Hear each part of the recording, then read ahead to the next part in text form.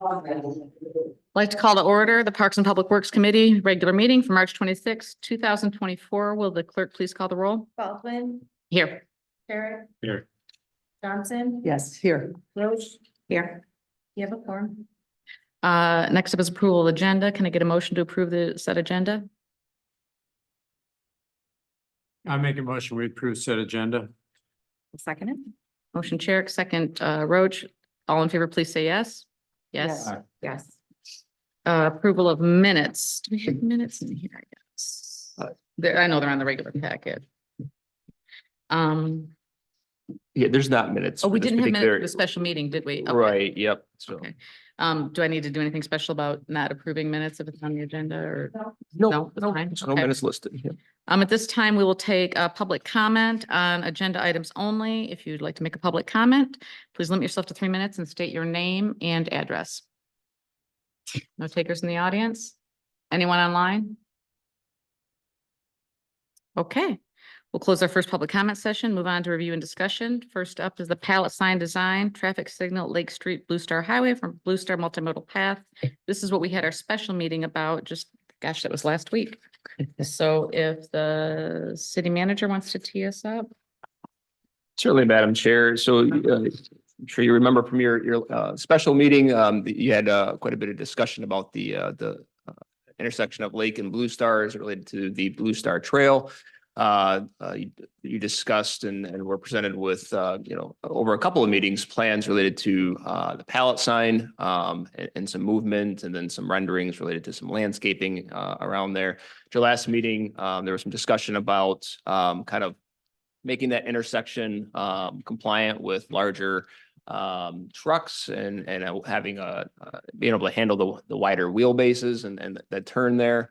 And then you also had some discussion related to the intersection having a future traffic signal. And so you had requested kind of some more kind of site plan information to kind of see the layout of the option that would involve the wider wheelbase. So that's in your packet. The renderings are the same as your last meeting. So kind of some site plans to show you. I'll turn it over to Mr. Secor from C2AE, who is kind of leading the project here as the project manager to kind of walk you through what they've presented, and then happy to answer any questions that you might have. Jared, there you go. Thanks, Ryan. Yeah, so since the last time we met, updated the landscape plan that was provided in the packet to show you the details that you guys had approved or wanted to see moving forward. So we put those landscape details onto a overhead landscape plan that also shows that turn radius being increased to accommodate for a WV67 compliant turn radius. And there would be the updated landscape plan. Here, what we have is kind of what this would be the most outstanding item, I guess, that we're still kind of seeking approval on to move forward. Wanted to know your guys' thoughts on the pedestrian refuge island there, and what you think about how this intersection layout looks. Because once we have approval on this, we can turn this over to our sub-consultant and finalize the traffic signal design. That would be the next step on that item. So this would be the newest kind of element of this intersection design that I sent to Ryan at the end of last week. And this would be the item that we would still need some clarification on from you guys before we move forward.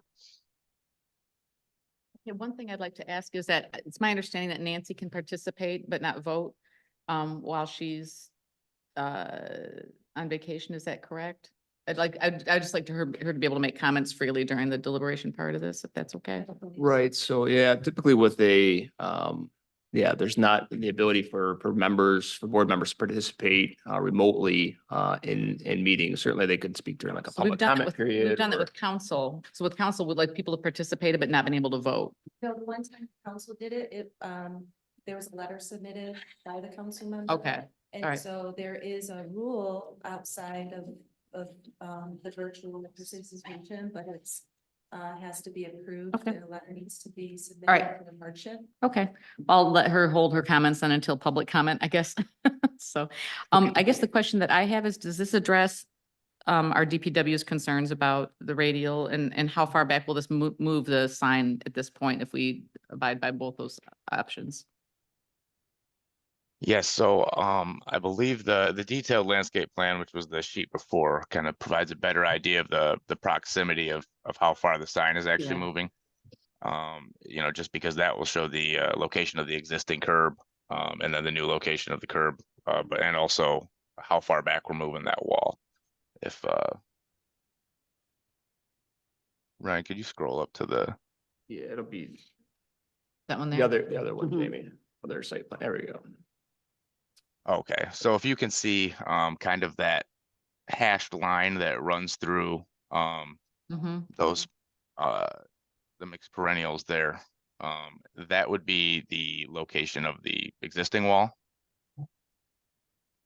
So that gives you an idea of how much further back we're moving the landscaping. And also, I believe this, Well, So what is that in feet? I'm not following that. So he's saying this is the old wall here. The old- And then here's yeah. the new wall here. But I can see it on the design, but I can't tell how many feet that is. The old wall is, yeah, This is the new wall. This is the old wall right here. Oh, this This is. is, yeah, that's the new wall. So they're moving it back quite a bit. Well, I don't know that. How many feet would that move the sign back, Jared? let me see, I don't think we have a dimension listed there. Those dashed lines are typically 5 feet apart. So just looking off of those contour lines, 30 feet. No, be That's 20 significant. feet. I think. 'cause About I- 25, 30 feet. If the topography contour lines are 5 feet about approximately, About 25, depending on the front I and see back, 6. the left or the right.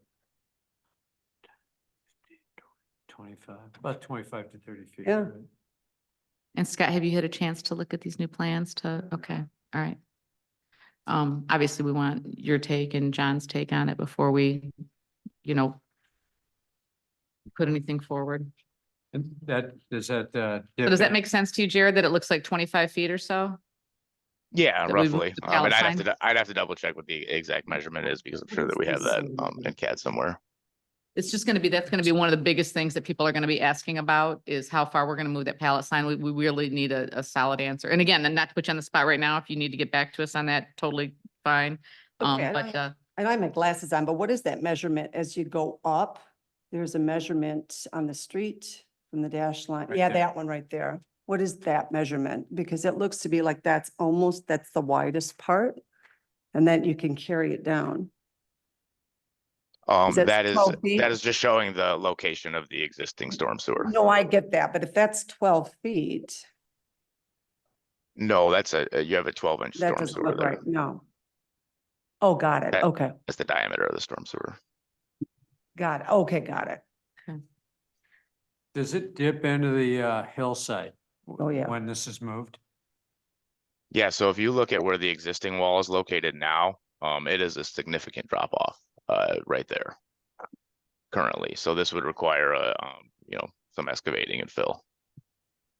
so to be clear, the difference of the initial 5 feet that we would have had to, move the sign versus whatever this is, 25 or whatever, that entire difference is because of the fact that we've got to make room for semis to be able to The complete that radius. turn without destroying our curbs. Is that a fair Correct. comment? Okay, Yeah, when we showed when we presented the options for relocating the sign, we showed one where we weren't adjusting the landscaped area much. And then there was this one, the third option, where we, really move things back, kind of change the whole layout of that, where the current landscaping is located, add all that fill and move the curb back as well. okay. Well, I think at this point, so my personal opinion is that until we know exactly how much further back we're gonna have to move that, and until our DPW and our engineers have confidence in the haven't taken the time to go through the drawings and figure that out, I don't think that we're in any place to push this to council. It's my view.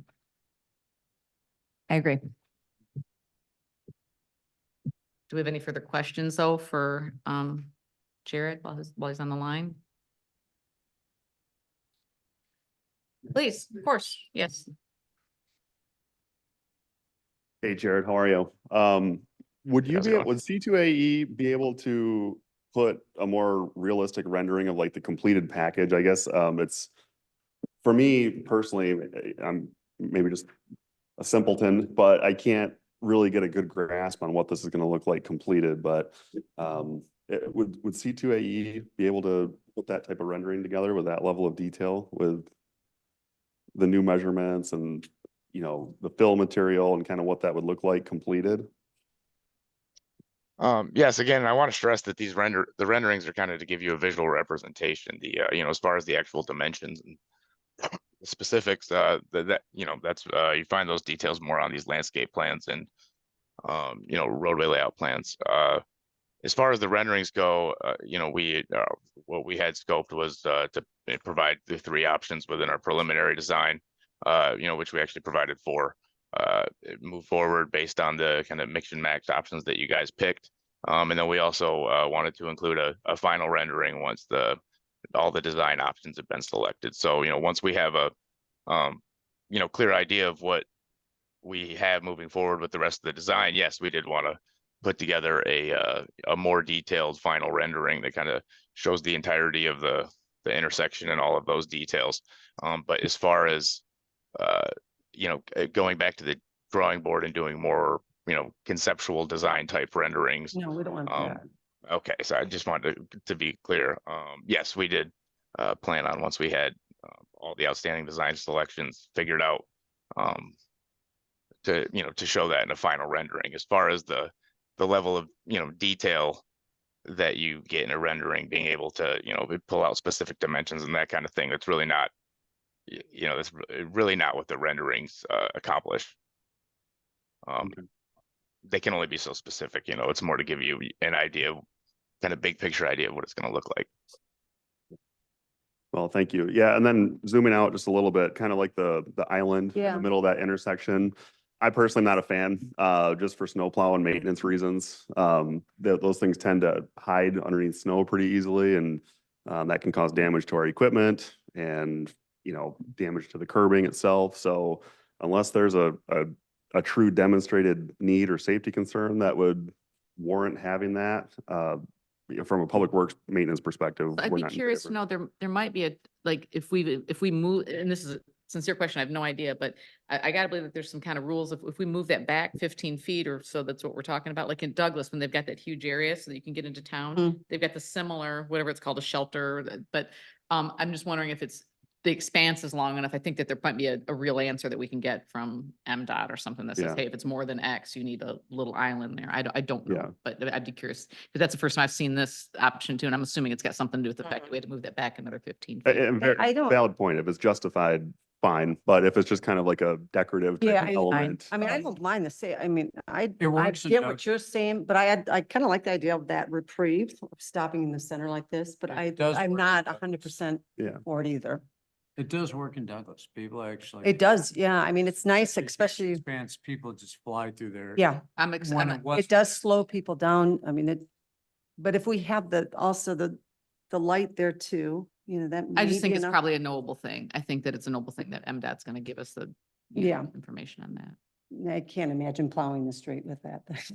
They can surprise you. And it's obviously in the right of way if it's moved.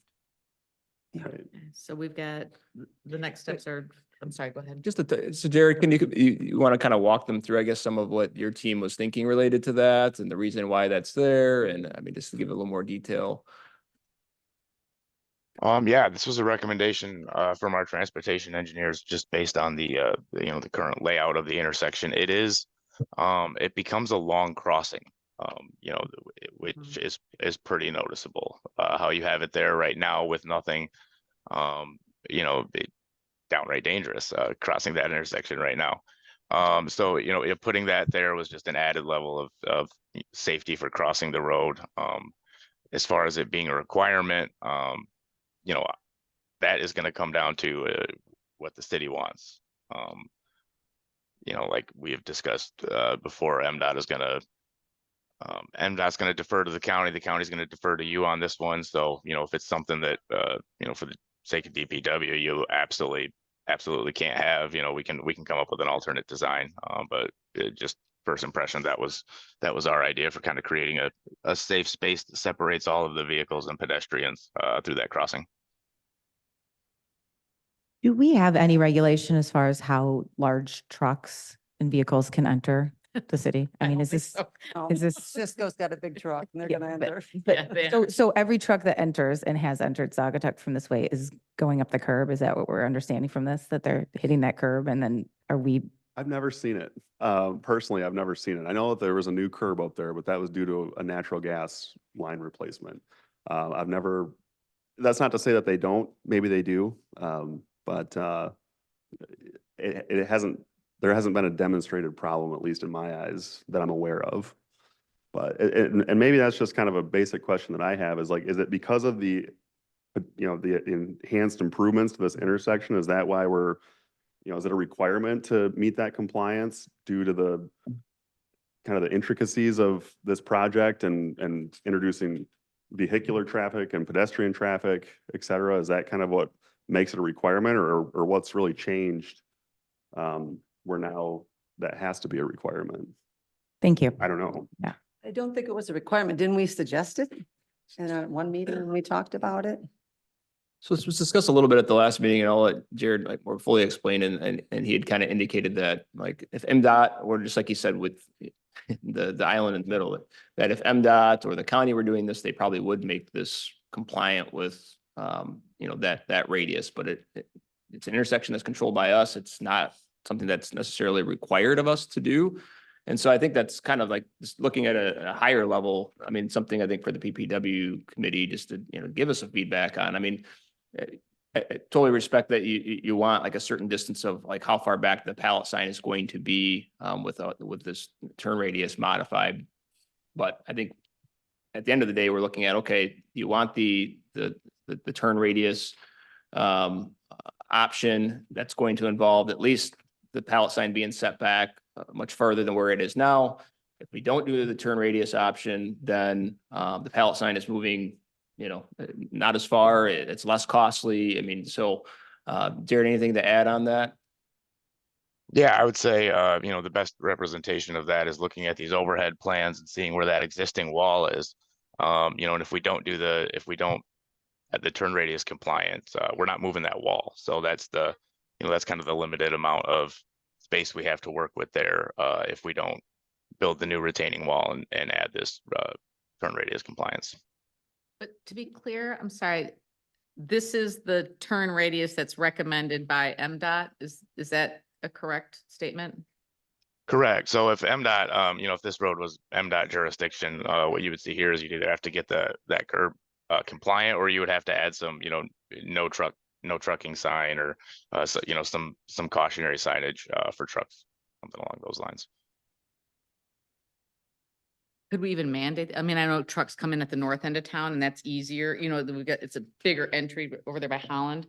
But I don't know how you mandate something like that or police it. I mean, That's what's tricky about, you know, I think, John, I feel free to jump in on this, you know, as you feel necessary, but like, that's kind of what's tricky, right? Is that there's always like regulated specs, yeah. and then there's kind of a more like localized Yeah. practical element to it as well. So yeah, to Mr. Cummins' point, you know, big question, that we could potentially just add signage that says, you know, no trucks going this way, and not reconfigure the iconic pallet sign as much, or, you know, could opt for the pallet sign. And it's kind of a matter of preference, I guess. I think Does- it'd be almost impossible to actually, if they're gonna miss this entrance, let's say they've never come here before and they're dropping something off from Chicago or whatever, furniture. If they miss this entrance because they can't go in and they go all the way up to the north, That's a one on nightmare. north, that's gonna be a tighter turn, and that's in the town. Yeah, that's true. And they're gonna hit that, the semis are gonna hit that island too. The middle part, that's what I was thinking too. They're gonna hit that island, so that doesn't make I sense. don't know about that, because they don't hit the one in Douglas.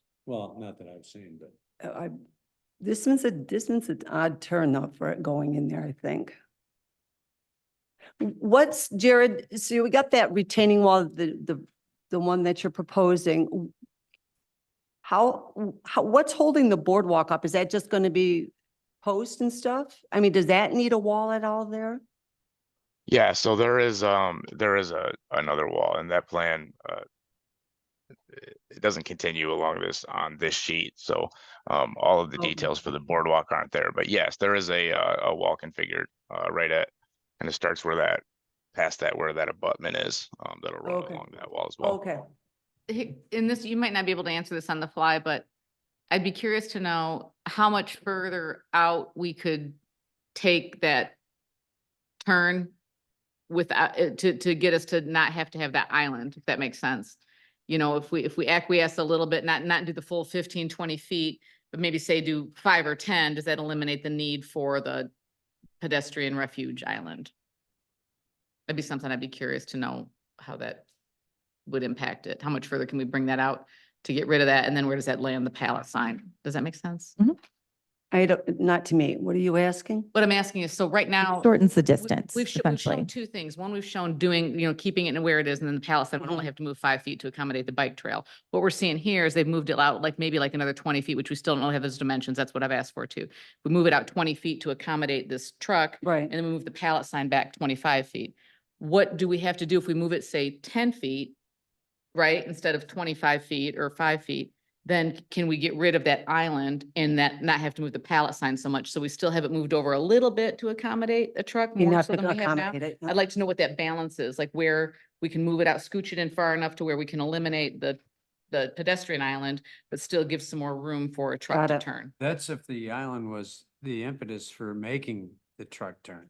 No, the island is, No, the reason island's for for the island is safety. the island came because to make the truck turn, you have to make it, So. you this pull is it, you so much scooch it bigger. in, and then now it's that wide. Now, if we pull it in a little bit tighter and get rid of the island, how far can we pull it so that we still have a little bit more room for a truck to Right. turn, but don't have to have the island and then don't have to move the pallet sign so much? Does that make sense? It does now. Yep. Yes and no. No, it makes sense, but Um, it doesn't make sense that getting rid of the island would make it a shorter turn because the island, I think, came in after they made their turning radius. You wanna? Right, the island wasn't suggested as a direct result of the turning radius being there. I mean, that is whether or not we pull that curve back, it's still a long crossing. Please, John. Yeah, I have a little bit of a unique perspective because I designed this intersection as a young engineer in 2004 or something like that. If it isn't truck compliant today, it is most likely because of the pallet sign and it was kind of designed around that.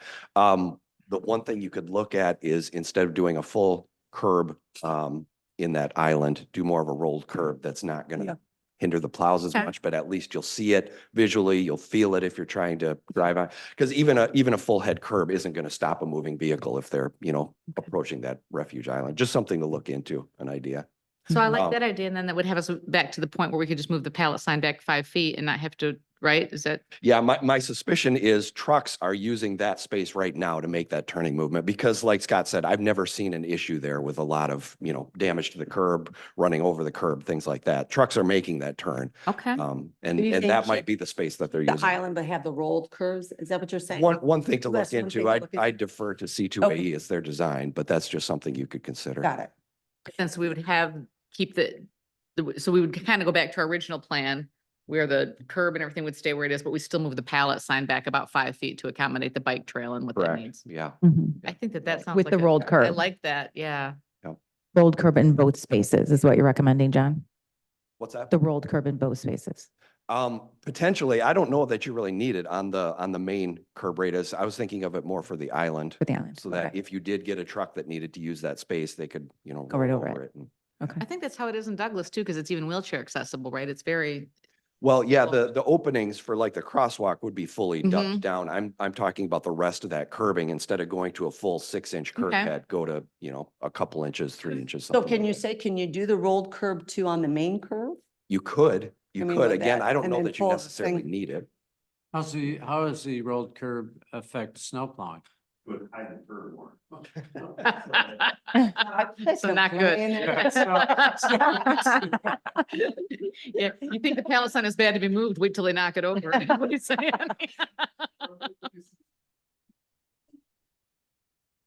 Yeah, I think Douglas came back and added delineators to those spaces because they were having trouble with things like Okay. plowing Yeah, and that- stuff like yeah. that. That's something you could do on both ends of this too. Okay. I'm all for moving that wall in a little bit. I think that seems too far back. If we can do that some way, I think that'd be good. So I would say, so how are we gonna leave this? So, I think moving it back the 5 feet like the 5 feet. and then the rolled curb, I think it's smart. I think it answers the question 2 different ways. And then if we need this sort of pedestrian island, then we do the same. And sorry, Scott. so our footprint then is the same as it is now. This is what we're gonna recommend to council. I'm hearing this. And then I would want Jared to come back with C2A to come back with, you know, the actual prints, obviously. But what I'm hearing is that keep the footprint of where the pallet sign and all that stuff is now, move the pallet sign back 5 feet to accommodate the trail. Look at having the pedestrian island still with the rolled curb. Mhm. I'm feeling after this recommendation that's necessary. Either way, mhm. it sounds like that is a very long crossing. I personally feel it's a very long Pretty close. crossing. Great, I agree. So I don't have a I problem just with want to make that. sure that we can send him off with what we're asking Right. him to do. Does that make sense? Keith, you look hesitant over there. What popped into my head is probably, impossible. Can the island be put in later? The crosswalk island be put in later? Well, you don't want to do that because we want to make sure that this is cohesive with whatever the intersection, you know what I mean? We want, the reason that we're doing all this is at the same time is that we make sure what we do here integrates with the intersection work and we hit some economies that way. I'm sorry, I'm not even speaking in the microphone. Hi. Yes, let's. That was a fair representation, right? That I made though, that as far as not doing it later, whatever, I feel like we're trying to get all this done at the same time to, If we do it now, it's something that could be included with probably with our overall grants and then Yeah. there would be additional costs, you know, outside of that if you were to add it later. okay. So are we in a good place? Yeah, I say yes. Okay. I see it too. So it sounds like maybe we've shifted away from the turn radius compliance and maybe are returning back to you know, less movement of the pallet sign. But keeping the pedestrian island here with the rolled curb is what you guys are thinking think is that makes probably sense. more. Mhm. Yeah. Yeah, if we have DPW and our engineer here saying that they don't think that this is an issue, and yet we can make some changes in design that actually will help it if there was an issue, I feel comfortable with that. Yeah, it involves a lot less movement of your pallet sign, certainly. Yeah, but So, that's a whole- another But step that wall is gonna be immense. And it's sitting back much further. It is would be sitting a back a change. lot, yeah. How Mhm. about Scott? How do you feel about, are we, Yeah. are you good with that? Okay. All right. That makes sense then. Got that, Jared? Yeah. Yep. We don't need a motion or anything like that for that, do we? No, we're just kind Okay. of updating based on, Okay. on your feedback and, so Jared, any questions any more questions? So just to clarify, we're kind of going back to those original layouts and going more with something like a 2A or a 2B where we're just adjusting the sign enough to accommodate the trail. Not doing the wall, the additional excavating and fill. Mhm. That's clear.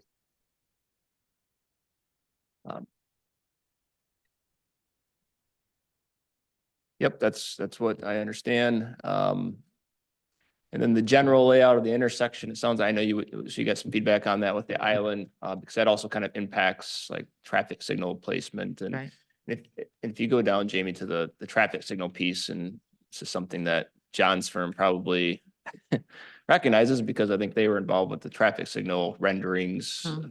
a few years ago when they were initially working with the Friends of the Blue Star Trail on this, but this is kind of just this is the rendering that C2AE, for those that weren't here last time, have been kind of working off of as far as just, you know, what the basic idea of what the traffic signals would look like. Obviously, you know, placement, everything is going to depend on final intersection design, but and this was discussed at the last meeting as well. So the traffic signal itself, the costs of that are really outside of the grant dollars. So the improvements at the intersection and moving the pallet sign, those are things that, you know, Jared and I have discussed that I think that are things that can probably be included within the request for grant reimbursement, but the traffic signal was not something that was requested as part of the grant application. And so, you know, $200,000 to $250,000 probably for the signal piece of this. Knowing that there's cost savings there though, by doing that as part of the overall project intersection improvements as well. So some of that work can be maybe part of the grant agreement, but not the signals themselves. All right. I mean, I think that there's broad consensus, not just in this room, but in the community, that the Mhm. signal there is, Can some of the work be prepped for future traffic signals now? A conduit before even electrical goes in? And that's a better question for the engineers and our DPW. As I might just build on it a little bit, but if we are going with the installation of some traffic signaling, that might also include some sort of signaling for pedestrian traffic. That signaling might eliminate the need for that center island Center and the island. intersection altogether. I mean, look, I think it's just going to expand on it's going to depend on the expanse. I mean, look at Douglas. It's just the most obvious example, but they've got traffic signals and all that stuff every which way and still an island. But it is a huge area there at Center and Blue Star. So I don't know what that expanse is going to look like, or, you know, the original plan did not have the island in it. And I thought that was fine. This is the first I've seen of the island. I'm kind of agnostic, but I feel like there's a push for the island. I don't know. I kind of like the idea about the signage too, though. You're right. I mean, So the traffic signal includes signage for walkers as well to cross. Yeah. I think it's on there, but yeah, Jared, is that correct, right? It includes pedestrian signals as well, correct? It's right here. It's a Yeah. little tiny thing right there. yeah. Signals, markings, crossings, yeah, all of that went into our preliminary estimate. Yeah, the first one didn't have I mean, we were fine with it without the island. Now we're just looking at with the, again, you know, what they say, give a moose a biscuit and he wants some jam, but we were, we were fine. That right there is, there's no island there, so. Yeah, the way we have it on the draw, and the rendering We're- does not we're- have an island. This is Not on the. just to clarify, this was a rendering, you know, prior to C2AE's time. This was a rendering that actually Fleece Vanderbrink had put together. This as they're initially looking at this Yeah. intersection. So this is the rendering that C2AE has kind of been basing their designs off of. So. I mean, I'm kind of coming back to Scott's way now though, Me because too. the other thing is, Mhm. is that Douglas, you're coming at it from 4 different ways. Right here, you're just really gonna have that one primary Uh-huh. crossing, so. Basically what this gets us back to is the original design that The we sent it original back to design fix, was and I'm what very was- sorry for that, Jared, but yeah, that's where we're landing is. guess. Can we just? I do the agree. way I that don't we- think the island is, I mean, if Alright. we've got that pedestrian walkway, Without, the flash, without yeah. the island, this is basically the design that he brought us the first time, and then we got tied in knots about, are we gonna be able to make the truck turn, Right, I know. right? Yeah. And so now we're back to his original design if we eliminate that, but Mhm. I'm okay with reversing good too. course and doing I mean, we should do the right thing regardless of if it's a silliness that, yeah, we're back to the original, but that's, I guess, what deliberations are about, so. So if this project's done, when is it going to be done? This year? Well, let's do one thing at a time. Well, no, don't but I have a follow-up question. to I that. I have a right, follow-up fine for question like to that. So- 25, wasn't I it? mean, Something, I think right. 2025. Because that question would involve actually if we're gonna put in streetlights later on. And after that, should we try to include construction for electricity under the ground while we're redoing that whole corner? Let DPW figure that out. I don't know. You know, so where you can put the pipes and everything in beforehand. That's, And- yeah. But Not following. that'll all Yeah. be Not by the following it? architects. I'm not So following. if you have electrical under the street to accommodate all these lights, Right. do you have to bore underneath it at the time to get the electrical there? Or is the electrical already there on that side of the street and over here and over here? And if you have to do the boring, if you're gonna tear this all up, you might as well put like the electrical conduit without the electrical in beforehand, so you can just run it through, fish it through. Right. So I think, well, Jared can explain what would need to be done to put yeah, so I think there's not electrical already there for it necessarily, or in the places that it needs to be. But I think the idea is that, I mean, the traffic signal would be installed as part of the other intersection improvements. There's cost savings in doing that as part of the overall trail project. If we were gonna do the signals at a later date or on its own, that would be significantly more. All right. Correct, as long Presumption- as these projects, that, the closer they are in time, the more cost savings you're gonna be able to have by, kind of doing the trail project first and, preparing for that traffic signal to come in right afterwards. Okay. 'Cause if- That way, I don't know if you'd have to rip up, I'm not speaking into the mic. That way you don't have to rip up the street in the future to do it. I don't know if you have to do that The anyway. in the conduits, future. All right. I'm comfortable letting DPW sort that out, but I want to make sure, like, so are you comfortable with this plan if we go, all right? So that's my primary concern is, so the way that we've got it, the pallet sign only moves 5 feet. What's the funny? Just, hi, Jared. Oh.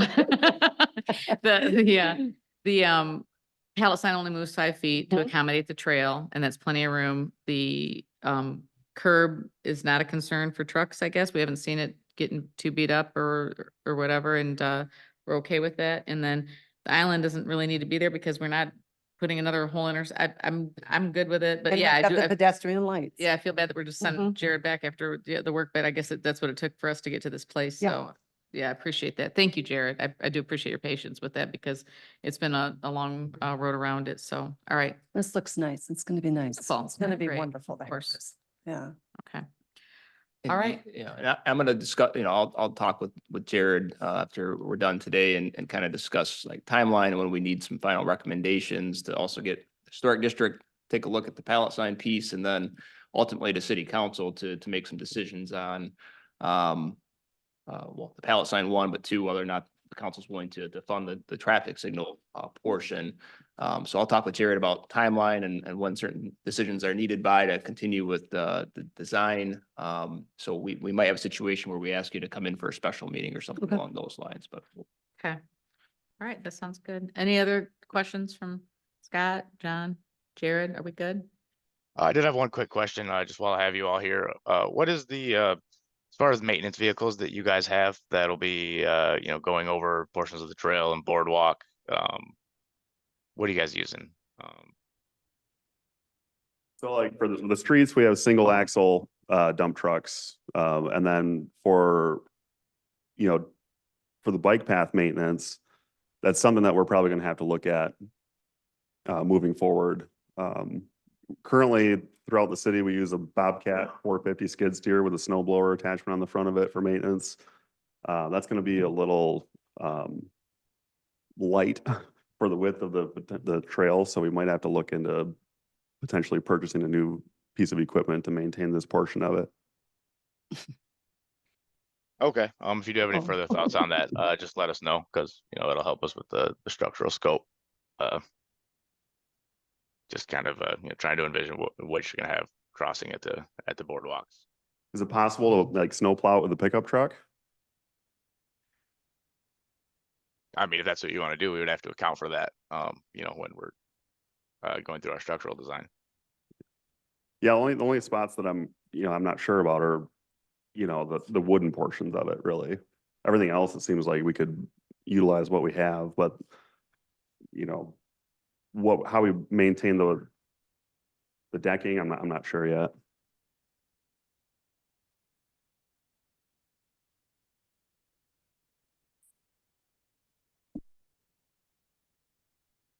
Okay, well, I'll, yeah, I wrote down your Bobcat model and, we'll go over that again once we get further into design development as far as what we have and if we need to readjust it, based on your maintenance plan. All right, thank you. Yep, thanks. Thank you, Jared. Thank you, Jared. Thank you. We all set then to move on? Yeah. Okay. Scott, I don't know if you might want to come back up. Um, next item up is the Mount Bald Head bathroom replacement. And did you want to hit? Okay. Take it on over, yeah. Sure, yeah, sorry. Yeah, so this is just a basic rendering that Fleece and Vanderbrink put together. We put a price tag of about $150,000 on this, and this was just to keep it simple. There's some sensitivities with the existing restroom footprint. And so this rendering was to keep it minimal, hopefully maximize the existing footprint of what's already there, so we're not disturbing other areas.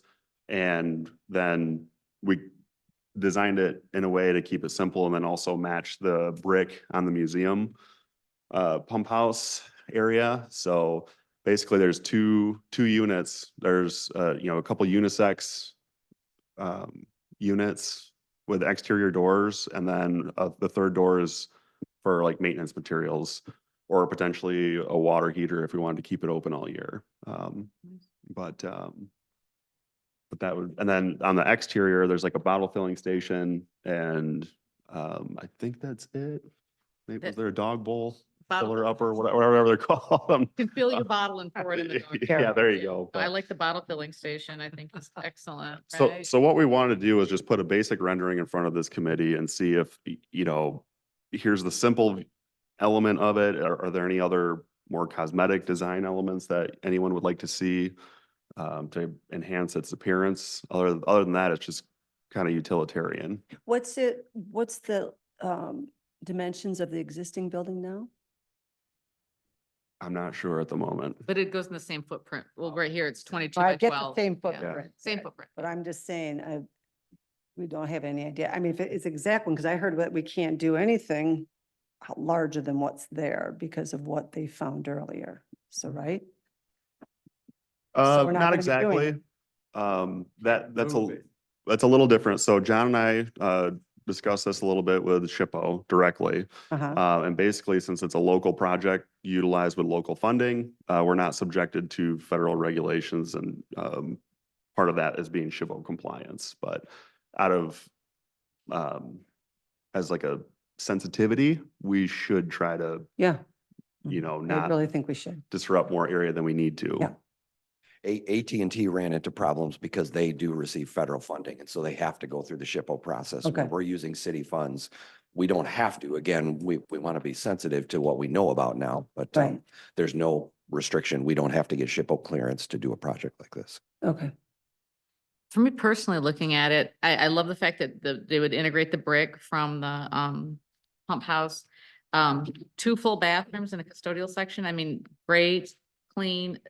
Can you go Every- back to the, Everything Yeah. on here just totally makes sense to me. I think that the price tag of $150,000, and maybe I just have sticker shock from the Mount Bald Head price tag, but I'm like, $150,000 sounds like a steal. So let's do this thing. So yeah, I did.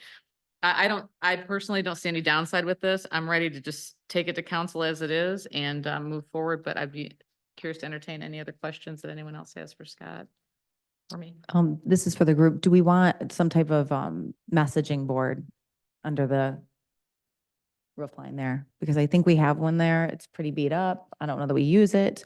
Would we use it? What would we use it for? But I think it's something like on that blank wall there. Wayfinding and you know what I mean? So do we have to get special, like, 'cause to me, it would be like part of wayfinding or something, wouldn't it? Or like a trailhead kind of thing? Well, I'm saying almost like a bulletin board that's built into the side there. So then you could have a locked case, put things up that are going on in the area, whatever we'd want to use it for. Or if there was something, interpretive signing or some signage, if we want to do that separately, that's fine too. It's it definitely could use an How far update is over that there. How wide is that overhang? If I had 2-3 feet, Oh, probably, okay. is that so? Plenty of And room. then About that's, the width of that sidewalk, so Oh, okay. it could be more than 2 or 3 feet. It could be 4. But plenty of room to keep anything that we had like that then out of the elements or whatever would be, Yeah. okay. if it yeah, was and that's definitely something we could add, Okay. later on down the road. But, Okay. and then just a reminder too of kind of the stress and the urgency of why we're putting this in front of the committee in the first place is because there's been some lag, some uncertainty with the AT&T project. What is it going to be? So on and so forth. So during that time, the current restrooms have kind of gone downhill further and further. Mhm. At I one think point, it's we were. fine. I think it's great. Yeah, I I'd think be we should go comfortable for it. moving this to council as is.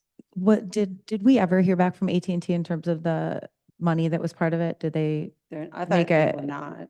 give an answer, yes or no? Because they're still working through the SHPO approvals. They didn't want to make the commitment of signing an agreement and discussing, those additional dollars that the council asked for without having some of those pieces worked through. So But that wouldn't necessarily impact this anyway, because we could Right. still use that to treat invasives and, Mhm. worry about the drainage on the, we could use, if we get that money from them, it wouldn't matter in the construction of this project. So it's still in play. It's just not in consideration for this in terms of the decision making. correct. And, Yeah. and so, I mean, if you would move forward a recommendation, I mean, ultimately, this is something that we'd be probably just budgeting for next fiscal year. Whether the project happens in the fall or spring, I think is something that, certainly would have to be discussed, but, we have to expense it anyway. So if dollars come in and we apply it to, or we Right. get grant dollars or something like that, or something like that comes up, great, and still apply it towards that. Do we need a motion to take this to council, or is it okay just to move it You can along? certainly, make a motion that this is your recommendation that council move forward with replacing the bathrooms there, consistent with the rendering and plans that are before you. You comfortable doing a motion on the fly for that? So I make a motion that we send this to council to look at rebuilding the bathrooms at Mount Baldhead. Lisa's got her hand raised. Is there a reason? Is she- She's not part of the meeting. Can I get a second? Oh, I'm sorry. Second. Second. There. Motion Roach, second, Cherick. All in favor, please say yes. Yes. Motion carries. All right, so are we good on that? Or get through? Okay, I have one question. So this would come out of the existing budget for the parks, correct? how about that? I think that we'd have to figure out. Yep, that'll be a budget discussion with council and, Okay. we'll make a recommendation on what pot of money. Okay, Thank you. Okay, study group updates on invasive species. Besides my standard line, they're still invasive. Okay. So basically Scott, informed me, we basically have 6 invasive species that we're dealing with on city property in Douglas. There's and the number 1 is the Japanese knotweed. Is that correct? Yeah, I mean, it depends on who you ask, right? So everyone's Depends got on their who- own, Right. So we've got Japanese knotweed, purple loosestrife, Phragmites. I'm gonna get this word wrong, the Ailanthus trees, aliens, yeah. trees, the horsetail weed and the Asian bittersweet. It's on my phone. I've got some stuff on the Asian bittersweet from the Allegan County Conservation District, along with the purple loosestrife, but by next, when is our next meeting? Fourth week in Fourth week of April. April. I'll be just coming back from vacation. I'm leaving in a week. So I'll either have it done by hopefully next meeting or the one after that. I'm gonna give you a little synopsis on every one of these and local contacts for local homeowners to go treat them and deal with them and find more information out. So that's basically it for now, Okay, and Scott's gonna fill me in on what we can do on our end. all right, thank you. Airport property, I'm happy to take this. This has been moved along to city council and they are in discussions with that. Unless Ryan has something he wants to add for this. We can move along. No, I think all of you are probably aware, but if not, the council took it up at their last workshop and there was at least a majority of council that wanted to kind of move forward in further discussions with the donor, get a further understanding of what their expectations might be with donating towards the trails at the airport property.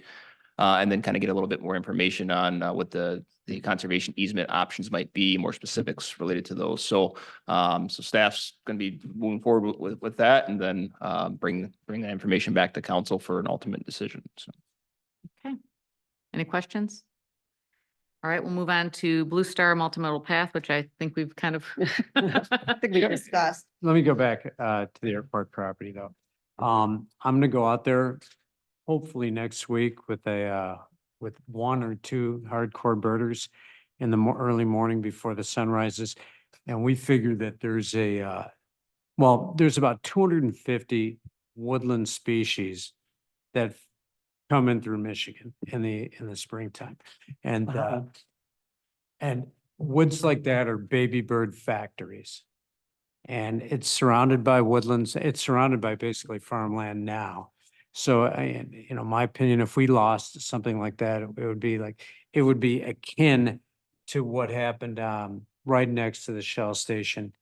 Yeah. Exit 41. And if you talk to people in that little development, right next door to it, they've got owls in their backyards now. They've got pileated woodpeckers in their backyards now. They've got birds they've never had before because basically an ecosystem was destroyed that was home to, thousands of birds, and everything else on the planet too was in there.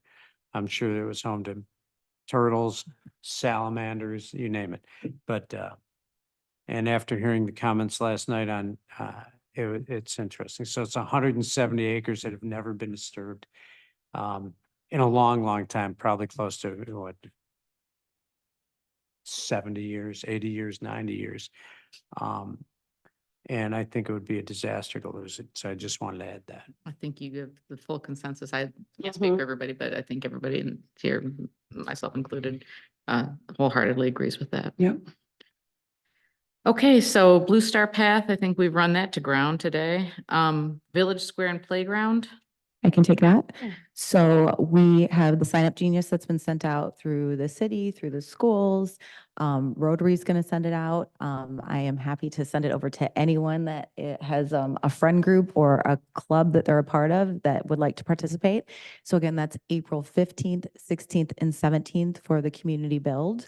Scott and I are going to have a little planning session with Sinclair the week before, just to make sure that we've got everything tied up. We need 30 to 40 volunteers. We're looking pretty good on Monday, but Tuesday and Wednesday is when we could use some more bodies down there to help out. And there's going to be some, physical labor moving things around, but then also some table settings where people can sit and put kind of nuts and bolts and widgets together. So everyone is absolutely welcome to be a part of it. And we're going to hope for great weather. And the playground's going to be absolutely beautiful. We're really, really excited about it. Any questions, comments before we move along? No? Okay. Park Street, Mount Baldhead and AT&T. We'll just, I guess, do Park Street first. If Ruth has some Yeah, thoughts. we have decided after a couple of engineering studies and a year and a half of working on this Park Street that we suggest that the city hire a firm, and I don't know if you have them, that also has landscape architects on board.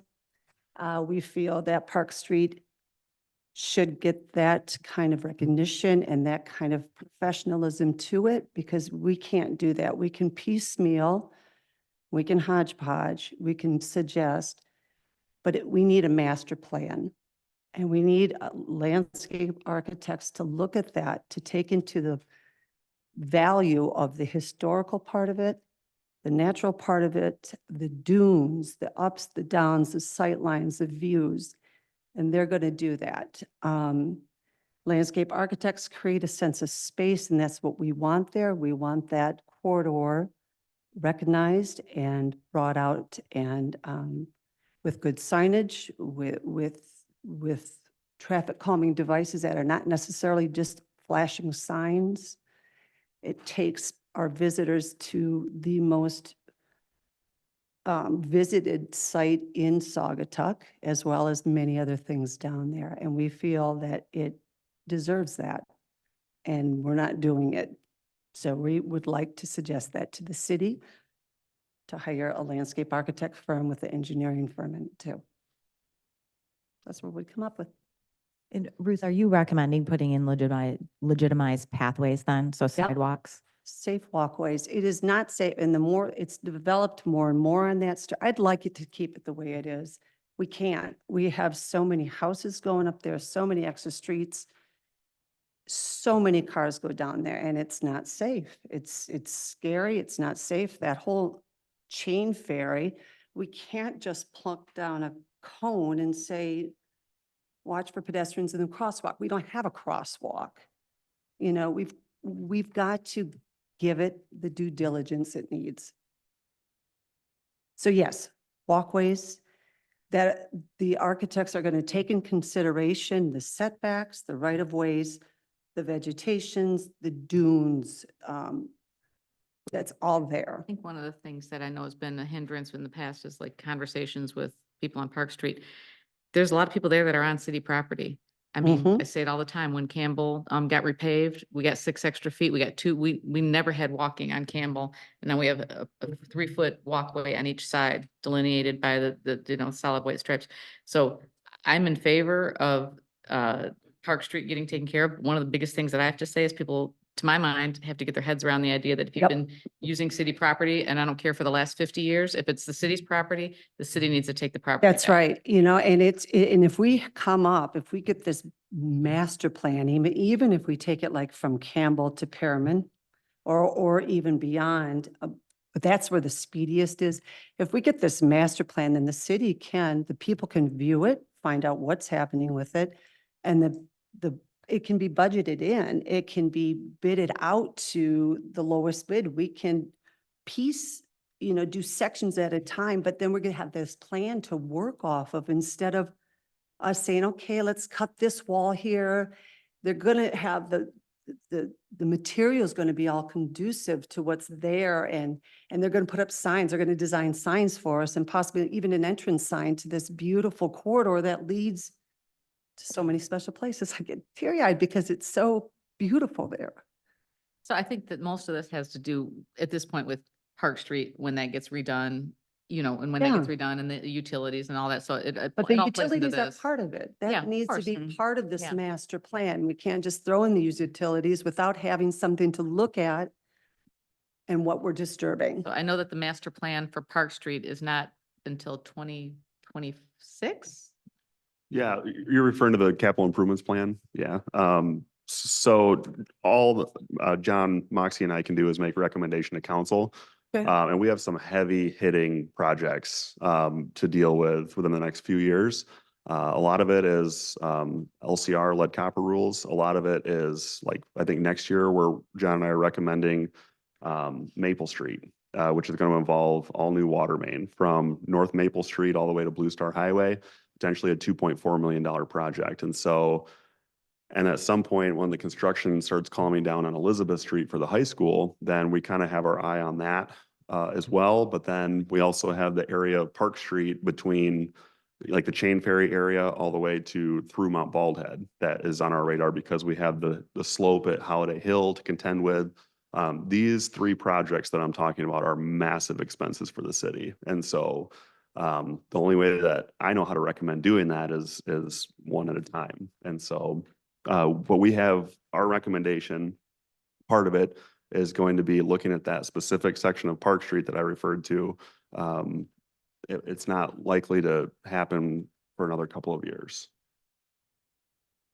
I get that, but a site plan or a master plan is going to take a couple of years. Can we start working on it? Yeah. Can we get a firm that can do you have landscape architects on board? We do, and I appreciate your passion. I appreciate the unique nature of Park Street. Some of we've done a series of different studies going Yeah. way back in time. Some of them were more landscape architect focused, some of them were more engineering focused, but they all had kind of that full team working on them. So yeah, that's definitely something we can do. That would be a wise next step. That could be happening in parallel with, designing some of these other big projects. Absolutely. Well, it Yeah. has to be in parallel with that. Yeah. Yeah, that'd be awesome. Mhm. Yeah, I just wanted to, I guess, before we start putting a proposal together for council, just kind of get the flavor of the room. It sounds like we do want kind of a separate walkway. The most recent study that we did kind of presented the standalone sidewalk, widened shoulders, and kind of a hybrid of the two. Is there a sense from this group here which direction we would want to go, one of those or otherwise? That impacts how much we impact all of the encroachments that Right. have been made on the right of way and the amount of retaining walls and all that stuff that needs to happen. May I speak? I mean, we want the least disturbance to that street as possible, but making it the safest we can, Yeah.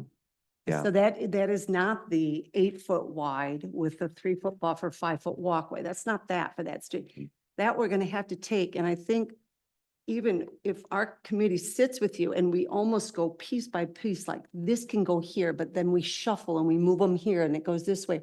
And the back and forth even is going to slow people down. Mm.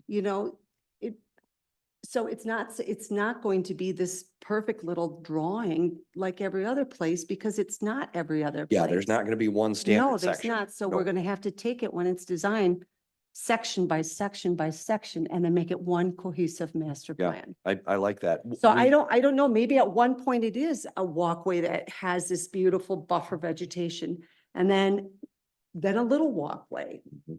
But that's okay. Yeah, It's I like okay. that idea. I think the first thing we could do, we have survey of the whole corridor. Yeah, we were do. I mean, we've got a proactive lot in of, doing that. we've got a lot of, and we can use all that stuff to just sit down and come up with this Yeah, plan. yeah, I like the idea of just sitting around the table with a work group of Yeah. some kind and Yeah, I just think kind of so solve the too. problems one at a time. That's and- what we just kind of come up almost with like a- walk it visually and just in make decisions. Yeah, I And like I that think idea. that's so doable. Yeah. Okay. Sounds John, good. how does ADA come into all of this, though? If we open this up and we start to put in legitimized walkways, I mean, doesn't some of it have to through, state ordinance or law? Yeah. It's required to So do that, when- and how will that impact? When you're spending public funding, technically you're supposed to follow the ADA. Some communities have interest groups that are looking over their shoulders. We haven't. Not every piece of sidewalk we put in is ADA compliant. We know that. We've just got unique challenges. Park Street is one of them. We would do our best to get as close as possible. There are waivers for ADA when there are, things that you can't, even when we do a project that has to be fully ADA compliant. We need waivers for certain things, and this would be a perfect example of we may not be able to do that. Mhm. But yeah, So I think, definitely we would- I agree with you that this should be something that, and I know I've seen the drawings and I think that the consensus at the time was a hybrid, but it just certainly deserves a more thorough Mhm. work group. But I will say that to me, I'm not in favor of anything that doesn't fully take back the city's property. I think we do not do a very good job of being good stewards of our land. I know. The city, there's certain things out there, like when you talk about getting up the chain ferry, there's that parking there that I know that, and I love the guys at Holiday Hill, they're great and all that stuff, but they use that parking for their employees' parking. That could be a park. We could call that a park. And then when you Absolutely. get off the chain ferry, you have a place to go with wayfinding and places like that. Because nobody's parking there that's I visiting agree. the city. It's all, and so sorry that you might have to find a place for your employees to park or whatever, but that's just kind of the way that it works. Yeah, and that's one thing that I think another thing is we've talked about too, is making that chain ferry a park. Right. So that it brings it all over to the west side and includes that And you've got space that there. space Yeah, and you can have and it's wayfinding got it places called out and it and gets you to Oval Beach. Yep. So there's a Yep. lot to be done, but as long as I'm going to be serving on this committee, I will say that anything that I'm a part of has to take back the city's property. We can't spend all I'm- this time and effort to go through all of this and not fully. I agree. Take that back. I Okay, agree. good. I'm glad to hear that. I agree. One other piece to keep in mind there, though, there's some pieces of the roadway that are also on private property Right, too, right. that we're gonna We'd have have the to reverse. compromise, yeah. Issue, Yep. so, Yep. yeah, tough nut to crack. Oh, But, you know. but again, just Yep. to start working, just to start doing it. Yep. Just to make headway on something. So what I'm hearing is that you want a little further evaluation of a lot of the work that's been done related, to surveys and kind of the Yep, hybrid plan. integrate that everything was that's been done. Updated construction or And construction estimates. even with this committee, because we've got the people on this committee that live there, that know that place, that know what they'd like to see happen, and if we just start working on it, that would be a big bonus. What I'm hearing sounds kind of like somewhere between a conceptual plan and preliminary design, basically talking through each of Yeah. the challenges and how are we going to solve this unique one? What needs to get pulled out of the right of way? What are we going to reclaim Exactly. versus what can stay? Things Yeah. like that. Yeah. Sounds like a good. I mean, we've good got process. boulders where people need to walk. I mean, like Helen said, we need to take some of the space back. Yeah. Okay. And even on my yard, I'm sure there's something that needs to be done there, so. Like I said, that's my primary pushback is just because I've heard a lot from Park Street about people, oh, well, no, that's been there for a long. Okay, I get it. and No, I've no, no, enjoyed it for we the last have, 50 the years. thing is it's getting more and more busy, even if I More can of a run believe that it. way. Yeah, and there's more development and it needs to be safer. It is just with retaining the character. Sure. Yep. And we can do it. I know we can. Okay. Okay, Mount Bald Head improvements, are we maxed out on that one, or do we want to talk? You want to get into the? Well, I can add this. part of the budget conversation that Mr. Cummins and Mr. Stanislawski and I had, we were hoping to add the upper platform into the budget for the next fiscal year for council to consider approving. And if that does get approved, then potentially we'd be spending about, $200,000 to $300,000 on rebuilding the upper platform of Mount Bald is a good starting point to start doing something with that structure up there. So F&V put a nice cost breakdown of a lot of Mount Bald Head Park. Sticker shock of 1.5 million. I know that's steep, but we could break it down into more palatable items. So, the restrooms and the upper platform, as far as I'm concerned, that's a huge step in the right direction for getting something accomplished and across the finish line of Mount Bald Head.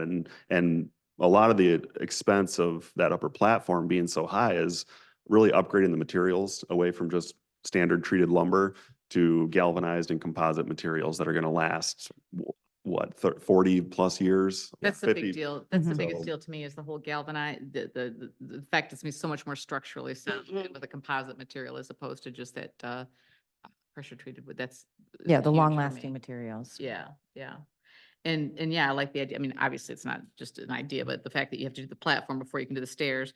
The stairs are where the big expense comes in. If we can get the bathroom and the platform going on that, I think that's. That's just a good, Massive that's improvement. good. the way to do it. Mhm. Yeah, and then another thing if we're talking about on top of the dune, there's a couple of retaining walls that are on the east side of like the radar dome area, and they're pretty well gone. And certainly not holding back much dune anymore. So it might be worthy of consideration to kind of look at rebuilding those retaining walls too. And I think you had it on there for what, 50? Yeah, I think I've 100,000. got that in the grand scheme. Oh, there it is. And yeah. those are, Is it number 6? yeah, number 6. Those are truly like best guesstimates. Normal pricing goes out the window due to the logistics of that dune. And so we're hopeful that some of these numbers come in a little lighter than what they are, but preparing for the worst. Yeah, well, one of the, there's a lot of I have no idea how much this is going to cost. If you look down at some of the comparables, the cost for doing the stairs back in 2009 was incredibly lower than what we were thinking. And I don't know that we would do anything even close to that today, but we wouldn't use the same materials. So there's a lot of uncertainty built into that estimate just to try and cover. Scott asked me We to got do our an 20% estimate for up top. contingency. and- Yeah. Yeah, I saw that. All right, that makes sense. No, I'm in favor of getting this. So is this something we need? I'd like to kind of see a rendering in that before we move it along to council. Is that fair? Is it in the packet? We do have, There was like I don't have my packet, all of it. and the rendering that we put together really just, it kind of recreates what's there, Finish. but with modern materials, with better materials, is kind of, so if there are major changes, if we want to, there's a limit to how much we can change up there because we're subject to critical dunes Yeah. permitting and Oh, everything yeah, else. we So don't, we've- we And I don't don't want think to anyone change, we wants don't you want to to- change, No, yeah. I think I No. mean, I think that's the. We just the want it general safe. consensus. It needs to be safe. It needs to be Needs to be safe. updated. Good. But are you looking to move this along to council Yeah. right away? Okay. No, well, I'm I think it makes sense. Let's Okay. ask Felicia Vanderbrink to put a rendering. I'm just that way. I need to see it. Yeah, To get behind I something. think I fully. saw where you had like a blueprint, but I mean, it'd be nice to see a picture of it, I mean, like, I like being able to see this and that was helpful, right? So, exactly. so. Yeah, and those already exist. If they didn't get it to Yeah. in your hands already, Okay. we'll make sure. I that think we happens. just saw the cost outline. Okay, first. yep. Yeah, we just saw the cost That's outline. not. Yeah, we nearly don't as have the fun. render. Yep, we'll get the renderings pushed out to Okay. everybody. Are we good with making a motion to move this on to council? One thing I just want to say, what's it called? Picnic space that you guys worked on, looks really good. Good. Glad to hear it. It's Thanks. really good. I still think we should do that maintenance strip edge around it. So it would kind of clean the whole thing up and it looks really good though. Thank you. And also Chain Ferry looks good too. You leveled all that. Good. Thanks. Is everybody comfortable with moving this along to council? Any further questions at all from any members? So when are you thinking this is gonna take place? Probably Probably be next spring. at the the- earliest. Mm. Yeah, the permitting could take a while. But possibly the restrooms this fall. Restrooms this fall. We would like to do this fall. Yep. Okay, Amazing, yeah. okay. And again, will we put up a sign saying we're doing something? Yeah, Yeah, Of course, you know, kind of like what we did at, done, at the ground, of course. so people aren't like, So we need to move this to council now for next year, is what you're saying? If you're comfortable doing a motion, I'll, Go for it, I'll Cal. entertain one. Go ahead, guys. all right, no, you go ahead. You're much better at this. We're thinking retaining walls and upper platform. Upper Sure. platform. Okay, so I make a motion to move to council looking at the observation deck and retaining walls, replacement of both for Mount Bald Head. Can I get a second? Second. Motion Roach, second Cherik. All in favor, please say yes. Yes. Motion carries. All right. Okay.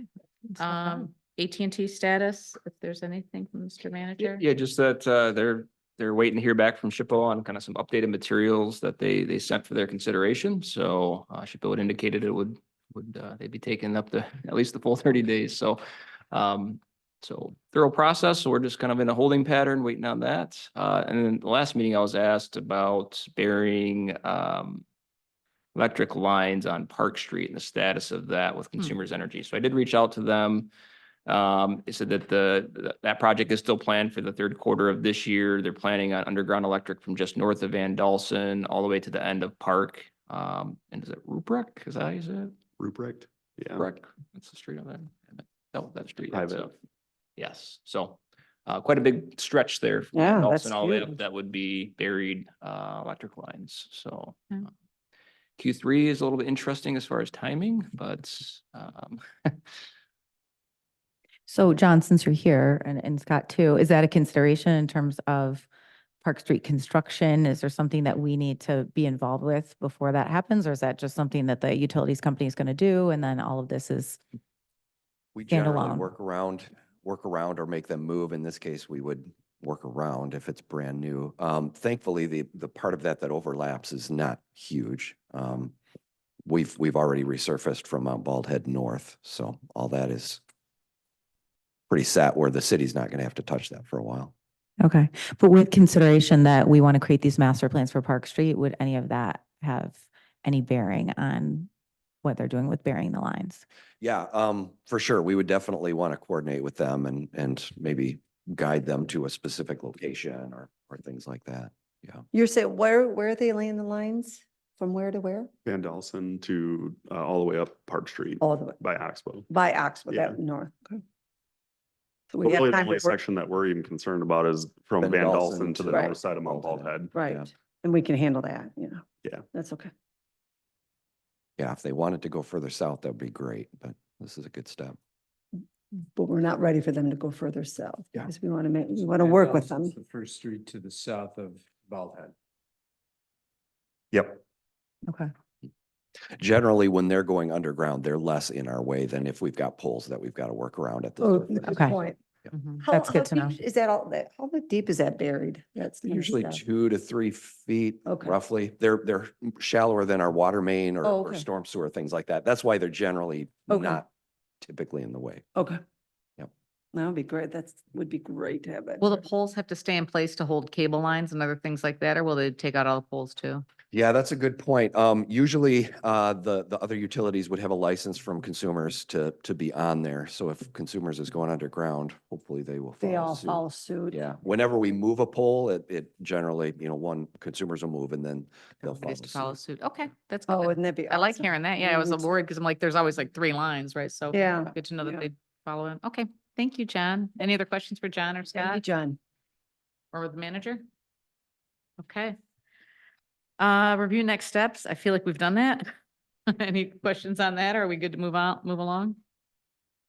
Okay, that'll take us to our second public comment section. Please limit your comments to 3 minutes. Anyone in the gallery like to speak? No? No. Anyone online? Please, we've got Nancy and Lisa there, so state your name and address, please, and limit your comments to 3 minutes. Nancy, can you please unmute yourself? Oh, there you go. I did. Oh, anyway, I just want to say how pleased I am that we're making progress on Nancy, the you bike. have to state your name and address, please. Oh, sorry, Nancy Kimball, 550 Spear Street, City of Saugatuck.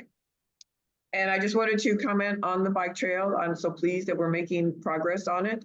I did want to make sure that everyone is aware that construction needs to be completed no later than 2025. If it's later than that, we risk losing our grant dollars, so that's very important. The traffic signal that we've talked about, I would advocate that there be no delays, as in, let's just accommodate it and we can always put it in later, because I think it's very important for the safety aspect of the trail as well. So, and obviously many of us think we need that as well. I also just wanted to comment on the restroom rendering. I'm so happy that we're going to move forward with that. I thought the design was a little basic. I would just encourage maybe, we are kind of an artsy town. Could we make it a little bit more attractive, a little more appealing? And then lastly, I just wanted to echo Keith's comments on the airport property. I think it's so important that we try to retain that as a natural area. We have so few natural areas left, and we really want to support our wildlife. And I think that's so important just for the whole appeal of our area. And those are my comments. Thank you, Nancy. And we have Lisa up next. Hi, Lisa Mize, Convention and Visitors Bureau, 95 Blue Star Highway in Douglas. First of all, thank you to this committee for everything you guys are doing. It's amazing.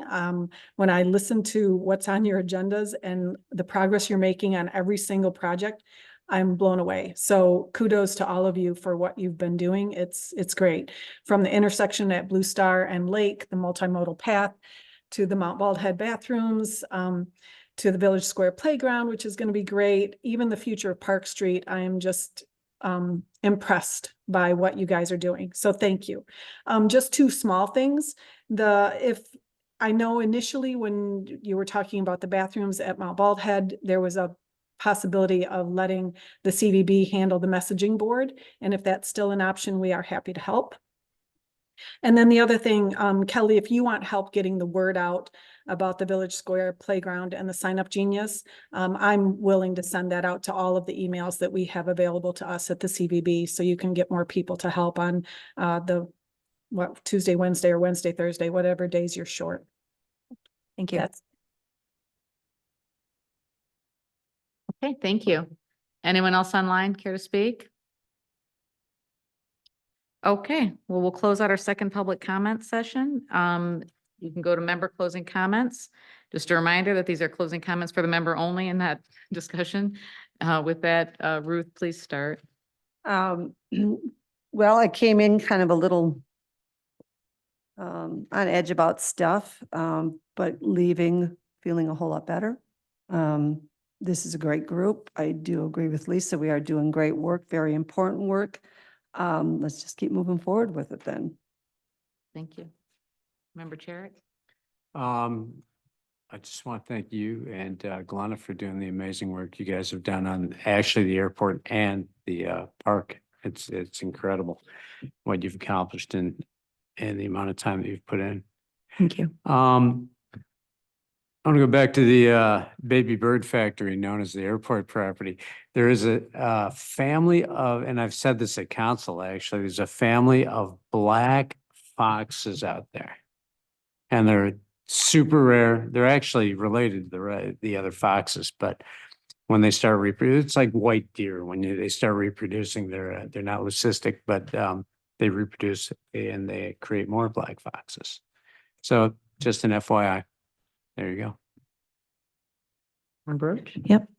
So last Tuesday, March 18th, we gathered people that were part of the 5-year Parks Plan Steering Committee, along with the West Michigan Trails Director and the Creative Director from Outdoor Discovery Center, and the CVB was also a part of it, to discuss wayfinding and signage and how can we work together to kind of really have some more universal and continuity in the signage, not only for locals, but for tourists that are coming to the community. So the West Michigan Trails Group presented some signage that they have spent the last 2 years on through MDOT and other organizations building out. It's actually a free resource for us. So that is something that was presented to the Blue Star Trails group as well as our group. Really fantastic opportunity to take a look at. We don't have to take it as carte blanche. We can make our own changes to it. But it's a really kind of incredible resource as we continue to move forward with the Blue Star Trail. And I think everyone was in agreement on that. And then we just discussed some of the rustic trail systems, how we definitely have a need for some signage, some interpretive signage, really a lot of things for safety. And how do we continue to move all of these great projects that we have forward, but keep each other in mind in terms of the 3 municipalities and really create some continuity, and something that's beautiful for the community as well.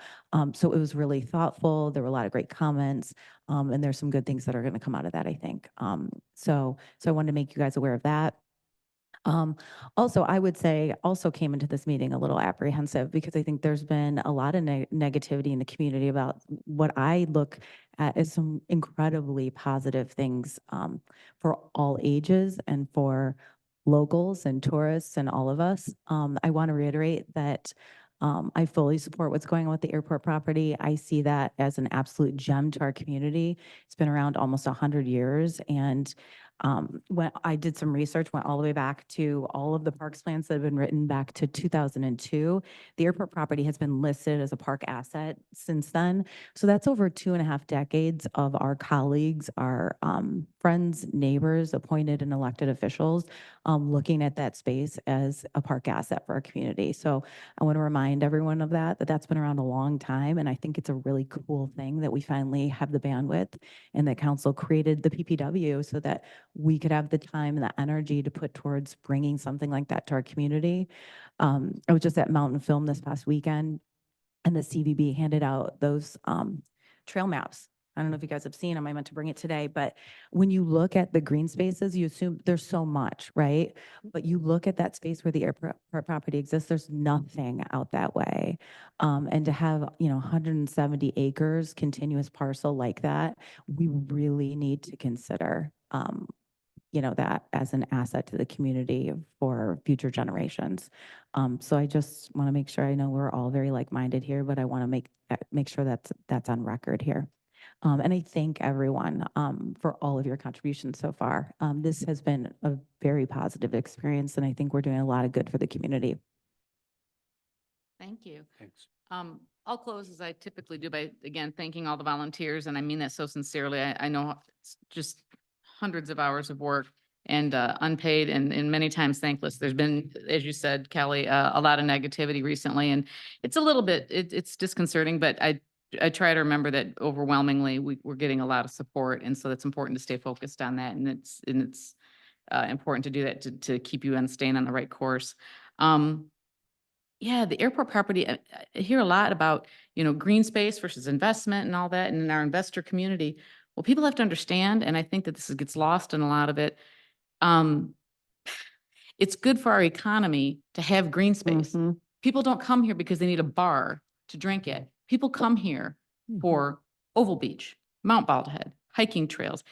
It's not an either or situation. We can have wonderful green space and be investment minded to the betterment of our community. And I just can't say that enough. And I'm not going to belabor the point because everybody knows exactly how I feel about the airport property. So I will at this point entertain a motion to adjourn, please. I'll motion to adjourn. Second. Motion Roach, second Sherrick. All in favor, please say yes. Yes. Yes. Motion adjourned. Meeting